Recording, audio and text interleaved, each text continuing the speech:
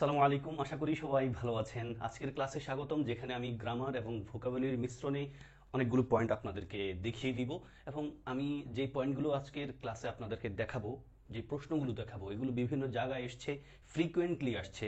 এবং আমি যখন আপনাকে পড়াবো, আমি একবার ট্রাই করব ওই পয়েন্টটার বেসিক থেকে ভালোভাবে আপনাকে বোঝানোর, ভালো করে ব্যাখ্যা করার, যেন আমার এই ব্যাখ্যাটা শুনে আপনার অন্য প্রশ্ন সমাধান করার ক্যাপাসিটি তৈরি হয়ে যায়। আশা করছি যারা পরীক্ষা দিবেন কৃষি গুচ্ছতে, আপনাদের সবার খুব কাজে দিবে। আজকের ক্লাসের প্রথম যে প্রশ্নটা আমি দেখাচ্ছি ভাই, এটা অনেক জায়গায় অনেকভাবে এসছে, ট্রাই করেন। What kind of noun is infant? Infant শব্দটা কেমন নাউন? এই প্রশ্নটা চাকরির বাজারের প্রশ্ন, ভর্তি পরীক্ষা এসে থাকে এই প্রশ্নটা। ইনফ্যান্ট শব্দটা কেমন noun? Common noun, collective noun, material noun, proper noun. ভাই নাউনের ছোট্ট একটা ক্লাসিফিকেশন আছে, আপনি জানেন। Proper noun, common noun, collective noun, material noun, abstract noun, তাই না? আপনি নিশ্চয়ই এগুলো পারার মতো জিনিস। আমি তাও একটু বলে দিব আপনাকে। আসেন ভাই, এটার উত্তর হবে আমাদের কমন নাউন, ইনফ্যান্ট। এখন বলবেন স্যার কীভাবে ইনফ্যান্ট? ভাই প্রপার নাউন তো বোঝেন নিশ্চয়ই। প্রপার নাউন মানে হলো এক্স্যাক্টলি যেটা শুনে, যে শব্দটা শুনে আপনি বুঝতে পারেন কোন একজন ব্যক্তি, কোন একটা লোকেশন, কোন একটা বিষয়। ফর এক্সাম্পল, আপনার নাম আব্দুল্লাহ, আমি কিন্তু আব্দুল্লাহ শুনে বুঝতে পারছি কোন একজন ব্যক্তি, ফলে প্রপার নাউন। আমি যদি শুনি ধরেন নাসরিন, আমি বুঝতে পারছি কোন একজন মেয়ে, তার মানে এগেইন প্রপার নাউন। আমি যদি বলি ধরেন শেরেবাংলা মেডিকেল কলেজ অথবা শেরেবাংলা কৃষি বিশ্ববিদ্যালয়, আমি কিন্তু বুঝতে পারছি একটা নির্দিষ্ট প্রতিষ্ঠান, প্রপার নাউন। কমন নাউনটা কি? আমি যদি বলি কৃষি ইউনিভার্সিটি, এখন ভাই মানে কৃষি ইউনিভার্সিটি বলতে আমি কোন কৃষিকে বোঝাচ্ছি? যদিও কৃষি ইউনিভার্সিটি নামে একটা ইউনিভার্সিটি আছে আপনাদের, মানে আমি যদি ওভারঅল বলি কৃষি ইউনিভার্সিটি, স্পেসিফিক কোনো লোকেশনের কথা বলি নাই, তখন এটা নিশ্চয়ই কমন নাউন হয়ে গেছে। যদি বলি ইউনিভার্সিটি, জানি না। যদি বলি রিভার, নদী, কোন নদী আমি স্পেসিফিকলি জানি না, কমন নাউন। আমি যদি বলি বয়, স্পেসিফিক কোনো মানুষকে বুঝতে পারছি না, অ্যাগেইন কমন নাউন। যদি বলি গার্ল, স্পেসিফিক কোনো মানুষকে বুঝতে পারছি না, সেটাও কিন্তু কমন নাউন। এবং গার্লটা বিহেস পরীক্ষায় আসছে, কমন নাউন টান। এবার আসেন ভাই কালেক্টিভ নাউনটা কি? কালেক্টিভ নাউনটা হলো এমন একটা নাউন যেখানে আপনি মেল ফিমেলের একটা মিশ্রণ পাবেন। ফর এক্সাম্পল ভাই টিম, টিম মানে কি? একটা দল, দলে কিন্তু ভাই মেল ফিমেল থাকতে পারে। অ্যাগেন ফ্যামিলি, আমার বাবা মা ভাই বোন, মিশ্রণ। আর্মি, বুঝতে পারছেন, জুরি। ফলে কালেক্টিভ নাউন নাউন মানে হলো যেখানে মেল ফিমেলের একটা মিশ্রণ থাকছে। অ্যাগেন আমরা যদি বলি ম্যাটেরিয়াল নাউন কি ভাই? ম্যাটেরিয়াল নাউন মানে এই ধরনের মার্কারটা একটা ম্যাটেরিয়াল নাউন। অ্যাবস্ট্রাক্ট নাউনটা কি? পরীক্ষা খুব বেশি আসে অ্যাবস্ট্রাক্ট নাউনটাও। ধরেন চ্যারিটি, চ্যারিটি মানে কি ভাই? দানশীলতা, অনেস্টি, অনেস্টি মানে সততা, জেনারেসিটি, উদারতা। তাহলে অ্যাবস্ট্রাক্ট নাউন হলো ওই নাউনগুলো যেগুলোকে ধরা ছোঁয়া যায় না, বাট আমরা ফিল করি, সেটা হলো অ্যাবস্ট্রাক্ট নাউন। এখন আসেন ভাই, ইনফ্যান্ট দ্বারা কিন্তু আমরা কমন নাউন বলি কেন ইনফ্যান্টটাকে? ইনফ্যান্ট বলতে এখানে শিশু বোঝায়। এখন শিশু তো আমরা বুঝি এখানে মেল ফিমেল দুটাই থাকতে পারে, বুঝতে পারছি আমরা। ফলে আমরা ইনফ্যান্ট শব্দটাকে কেমন নাউন আকারে কাউন্ট করি ভাই? কমন নাউন আকারে কাউন্ট করে থাকি। তাহলে মোটামুটি এই পয়েন্টটা দেন। প্রপার নাউন কি বুঝতে পারছেন? স্পেসিফিক। কমন নাউন একটা শ্রেণী, এবং কালেক্টিভ নাউন হলো একটা সংঘবদ্ধ দল যেখানে মেল ফিমেল থাকে। ম্যাটেরিয়াল নাউন তো বুঝুন একটা উপাদান, বস্তু, যেটাকে আমরা বলি। আর অ্যাবস্ট্রাক্ট নাউন হলো যেটাকে আমরা ধরাছোঁয়া করতে পারি না, ফিল করি। এবার আসেন ভাই, হোয়াট কাইন্ড অফ নাউন, এখানে যদি একটু কথা বলি, প্রশ্নটা আপনাদের লাগতে পারে। হোয়াট কাইন্ড অফ নাউন, এই হোয়াট শব্দটা কোন পার্টস অফ স্পিচ? আপনাকে যদি প্রশ্ন করি, অপশন দুটো আপনাকে, ইন্টারোগেটিভ প্রোনাউন নাকি ইন্টারোগেটিভ অ্যাডজেক্টিভ? ইন্টারোগেটিভ বুঝতে পারছেন, কারণ প্রশ্নটা প্রশ্নবোধক বাক্য, ফলে ওয়ার্ডটা either interrogative adjective or interrogative pronoun. আপনি কি ভাববেন? হ্যাঁ, ইন্টারোগেটিভ প্রোনাউন বলবেন তখন যদি দেখেন ভাই ডিরেক্টলি হোয়াট শব্দটা, like what is your name, তোমার নাম কি, হোয়াট ইজ ইউর নেম, দেখেন ইজ চলে আসছে হোয়াটের পর, ফলে হোয়াটটা interrogative pronoun. But here in this sentence হোয়াটটা ভাই ইন্টারোগেটিভ অ্যাডজেক্টিভ। রিজনটা বুঝতে পারার মতো আপনি, যে কাইন্ড শব্দটা আছে, এই কাইন্ড শব্দটা এখানে নাউন, নাউনের আগে যে ওয়ার্ডটা বসছে, ওয়ার্ডটা এখানে আমরা বলতে হবে ইন্টারোগেটিভ অ্যাডজেক্টিভ। ডান। তাহলে কাইন্ড শব্দটা কোন পার্টস অফ স্পিচ? কাইন্ড শব্দটা নিশ্চয়ই একটা নাউন। এখন কাইন্ড শব্দের অর্থ কি এখানে ভাই? কাইন্ড শব্দটা এখানে অর্থ হলো প্রকার। কোন প্রকারের নাউন ইনফ্যান্ট শব্দটা? তাহলে কাইন্ড শব্দের অর্থ কি ভাই? প্রকার। কাইন্ড শব্দটা নাউন। এবং খেয়াল রাখেন, কাইন্ড শব্দের অর্থ যখন প্রকার হয়, তখন তারপর প্রিপোজিশন কি হয়? অফ হয়। Kind of, what kind of people you are, কোন ধরনের মানুষ আপনারা। তাহলে কাইন্ড অফ মানে কোন প্রকার, কোন ধরনের মানুষ, কাইন্ড শব্দটা নাউন। আবার আমরা একটা কাইন্ড শব্দটা জানি, যেটার অর্থ কি? কাইন্ড মানে দয়ালু, তাই না?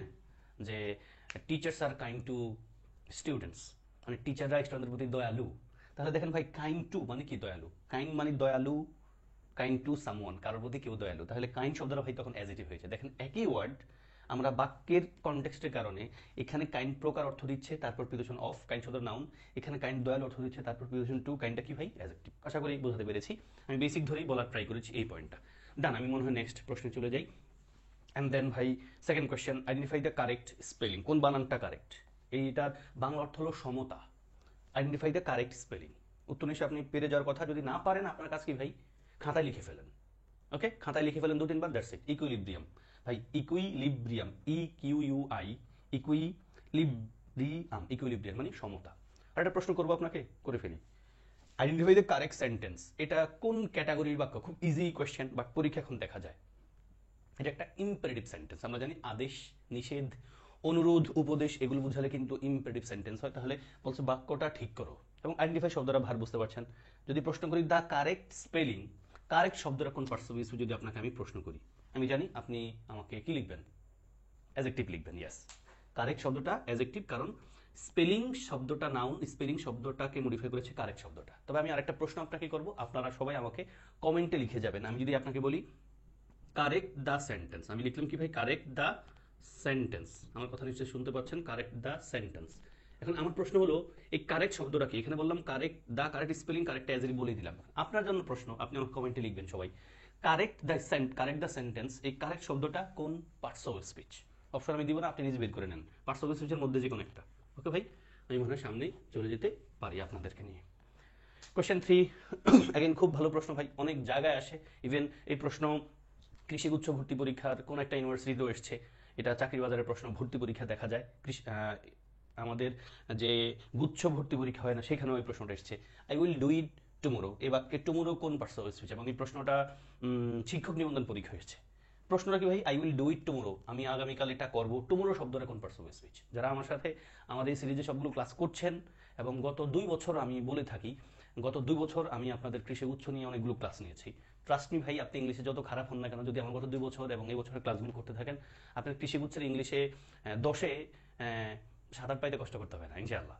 এবং যদি আরও সময় থাকে, আরও ভালো করতে চান, আপনি আমার বিভিন্ন ইউনিভার্সিটির প্রশ্ন সমাধান দিয়ে সিরিজ আছে ভিডিও, ওই ভিডিওগুলো আপনি একটু স্পিড বাড়ায় দেখতে থাকেন, অটোমেটিকলি দেখবেন আপনি প্রশ্নটা কমন পাইছেন। কমন না পাইলেও আমি ওই প্রশ্নগুলো সমাধান করতে গিয়ে যেই এক্সপ্লেনেশনটা দিয়েছিলাম, সেগুলো আপনাকে প্রশ্ন সমাধানে খুব হেল্প করবে, যদি আপনি কোশ্চেনটা আগে থেকে পড়েন নাই।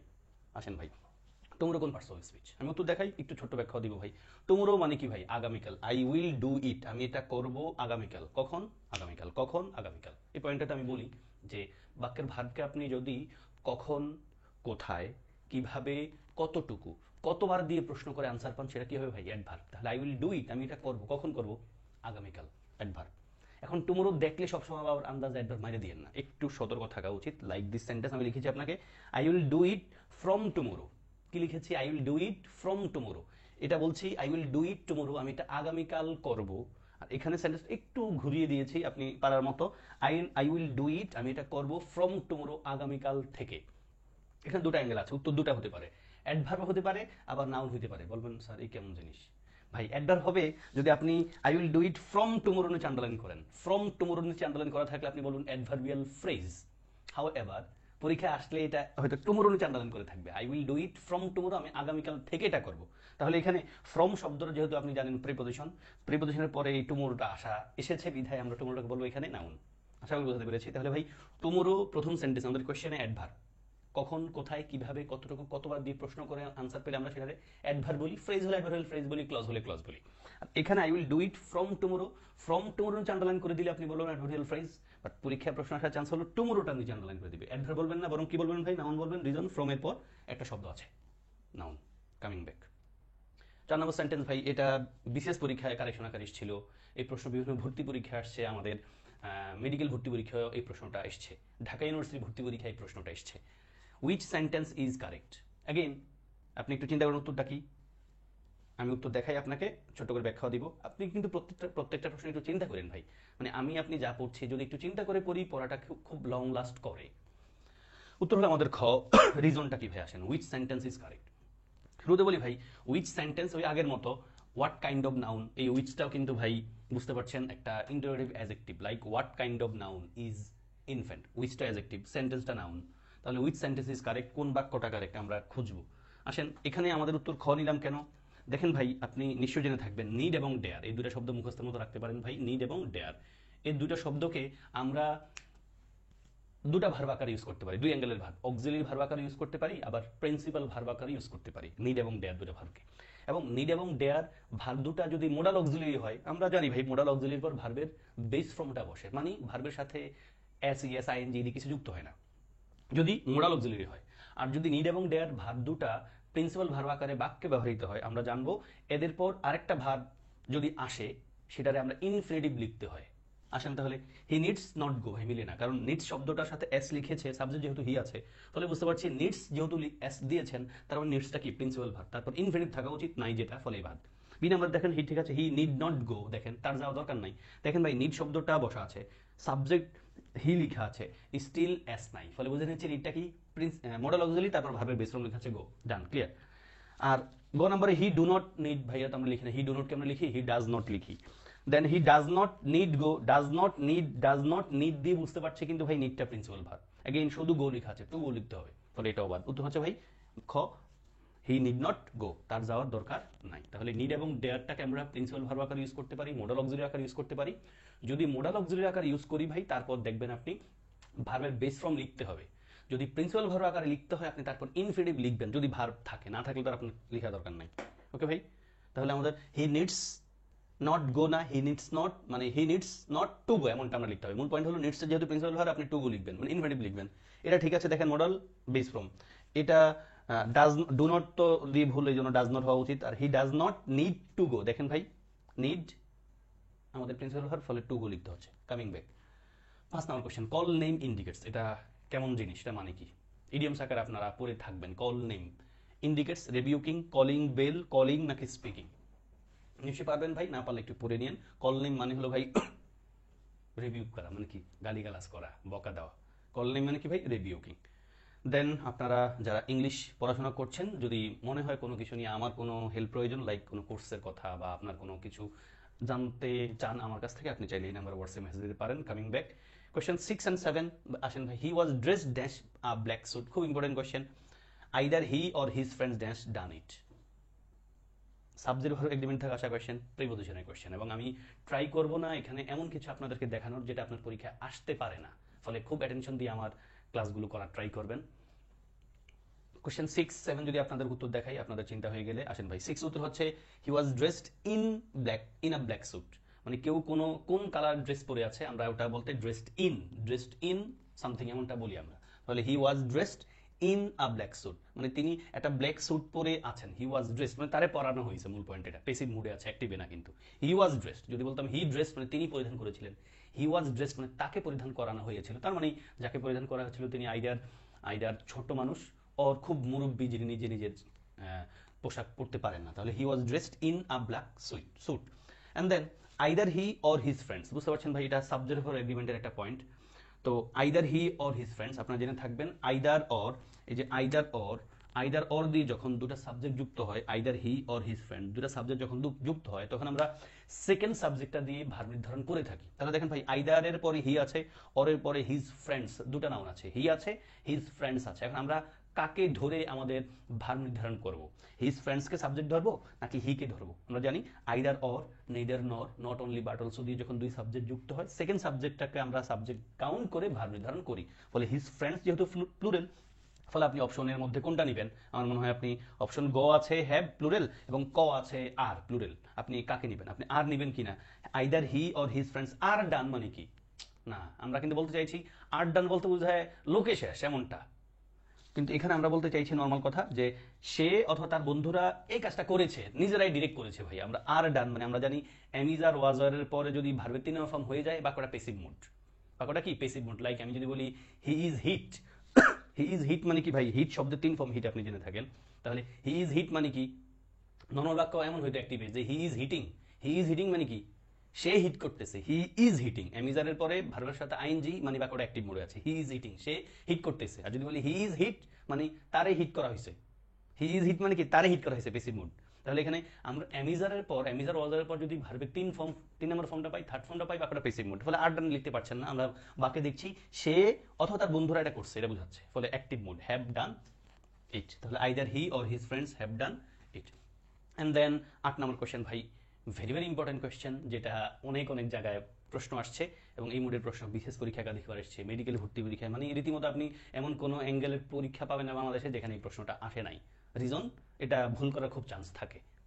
দেখেন ভাই, বলছে উইচ সেন্টেন্স ইজ কারেক্ট, কোন বাক্যটা কারেক্ট। আপনি একটু পজ করে চিন্তা করেন, এটা আপনার পারা উচিত। উত্তর দেখাই ভাই আপনাদের। উত্তর হচ্ছে আমাদের প্রথমটাই, one of my friends is sick. বিশেষ পরীক্ষার প্রশ্ন আসছিল one of my friends is a lawyer. তাহলে আসেন ভাই, মূল পয়েন্ট হলো ভাই আপনি খেয়াল রাখতে পারেন ওয়ান অফ এর পর নাউনটা হয় প্লুরাল, ওয়ান অফ এর পর নাউনটা হয় কি প্লুরাল, ভার্ব হয় সিঙ্গুলার। ওয়ান অফ এর পর নাউন প্লুরাল, ভার্ব সিঙ্গুলার। রিজনটা কি? বাক্যের অর্থটা হলো আপনি বুঝলেই ক্লিয়ার হয়ে যাবেন। বাক্যের মানে দ্বারা এরকম, আমার অনেক বন্ধুর একজন বন্ধু অসুস্থ। তাহলে যেহেতু ওয়ান অফ এর পর নাউন হয় প্লুরাল, ভার্ব হয় সিঙ্গুলার, কারণটা কি? বাক্যের অর্থটা হচ্ছে আমার অনেক বন্ধু আছে, যেহেতু বন্ধু আছে অনেক, ফলে বন্ধু কথাটা আমি প্লুরাল লিখবো। এবং আমি কথা বলছি কয়জন বন্ধু নিয়ে, একজন বন্ধু নিয়ে, ফলে ভার্ব হয় সিঙ্গুলার। ফলে one of my friends is a lawyer, one of my friends is sick, one of my friends is a lawyer, one of my friends is sick. One of এর পর নাউনটা কি ভাই? প্লুরাল, ভার্বটা কি? Singular. Question 9, 10 দিয়ে শেষ করবো আজকের class. লেখা আছে an adverb does not modify. Adverb কারে মডিফাই করে না? The synonym of outset. বিশেষ পরীক্ষার প্রশ্ন। বলেন, পজ করেন, আনসার আমার সাথে মিলান। আমি উত্তর বলবো, তার আগে বলি ভাই, আপনি যদি ফিল করেন দিস ক্লাস ইজ ইউজফুল, আমি জানি আপনি আমার আজকের ক্লাসে একটা লাইক দিয়ে ফেলেছেন। একটা প্রশ্ন করেছি আপনাকে, অবশ্যই প্রশ্ন না লিখে যাবেন না, আপনার কিছু বন্ধুদের দেখার সুযোগ করে দিবেন, হ্যাঁ, পাশে থাকবেন। 9 নম্বর কোশ্চেনে বলছে ভাই an adverb does not modify. Modify করে না অ্যাডভার্ব কারে? ভাই অ্যাডভার্ব মডিফাই করে না নাউন রে। অ্যাডভার্ব কিন্তু অ্যাডজেক্টিভ মডিফাই করতে পারে, ভার্বকে মডিফাই করে, অন্য একটা অ্যাডভার্বকে মডিফাই করতে পারে। আমরা জানি অ্যাডভার্ব বেসিক্যালি ভার্বকে মডিফাই করে। যেমন শি রানস, সে দৌড়ায়। সে কিভাবে দৌড়ায়? শি রানস ফাস্ট, সে দ্রুততার সাথে দৌড়ায়, তাহলে ফাস্ট শব্দটা অ্যাডভার্ব। শি রানস স্লোলি, সে আস্তে আস্তে দৌড়ায়, স্লোলি শব্দটা অ্যাডভার্ব। অ্যাডজেক্টিভকে মডিফাই করে আমরা জানি she is a very good boy, এই যে ভেরি শব্দটা গুড রে মডিফাই করছে, অ্যাডজেক্টিভ মডিফাই করে। একটা অ্যাডভার্ব কিন্তু অন্য একটা অ্যাডভার্বকে মডিফাই করতে পারে, একটা অ্যাডভার্ব অন্য একটা পুরো একটা সেন্টেন্সকে মডিফাই করতে পারে। মূল পয়েন্ট হলো ভাই, নাউনকে অ্যাডভার্ব মডিফাই করে না, নাউনকে মডিফাই করে কে জানো? Adjective. And the last point, the synonym of outset. Outset মানে ভাই শুরুটা, কি শুরু, বিগিনিং, যেটাকে আমরা বলি। বিগিনিং বানানটা স্পেলিং আকারে পরীক্ষা আসছে। আউটসেট বিগিনিং, আউটসেট বিগিনিং, পরের খাতায় বিগিনিংটা লিখেন BEGINNING, beginning. Outset means beginning. সবার জন্য শুভকামনা, দোয়া রাখবেন। আসসালামু আলাইকুম ওয়া রাহমাতুল্লাহ।